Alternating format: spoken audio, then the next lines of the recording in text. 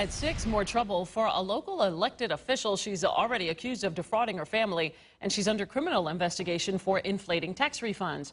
A man who tried to help the Hapeville council member says she ripped him off too. How the hell can you do this to people, ruin their lives? Channel 2's investigative reporter Jody Fleischer is live in our newsroom with how his story is a lesson for all of us. Jody. Well, Jovita, you should be very careful about loaning anyone money, especially if you're putting those loans on your credit cards. That's exactly what this man did, and now he says he's the latest in a string of victims, out tens of thousands of dollars, plus he's on the hook for the interest. I've been working so hard trying to keep myself afloat. When Kerry Dusek first met Hapeville City Councilwoman Ruth Barr, it was just to prepare his taxes. But within a year, he says she asked for the first of many loans. She usually ran out of money several months before the tax season.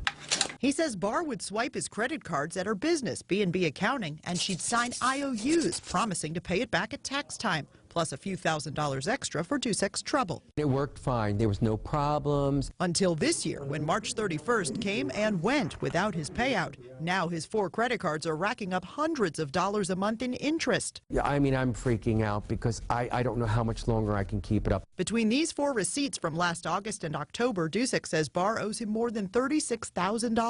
You're asking for a true disaster, because if they don't pay you, not only do you not get the money back, but you still owe all the money. Consumer advisor Clark Howard warns against loaning anyone money, especially on your credit. But he says this doesn't appear to be criminal. It is not any kind of credit card fraud what they were doing, because these were willing adults.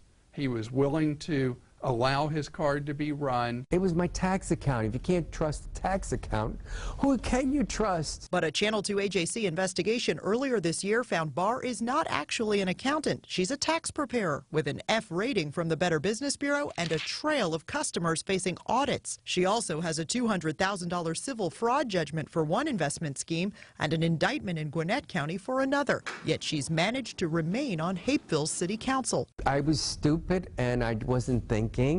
And I was trying to help her out. It's a scam. The whole thing is a scam.